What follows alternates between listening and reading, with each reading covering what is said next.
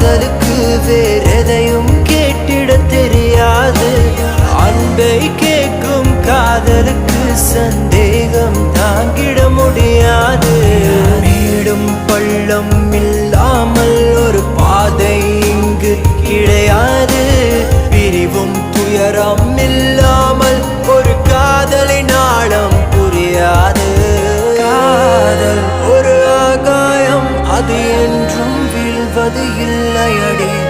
கண்ணீர் ஒரு வெண்மேகம், வீழாமல் இருப்பதும் இல்லையடி. கடலுக்குள்ளே மீன் அழுதால் மீன் கண்ணீர் வெளியே தெரியாது. உடை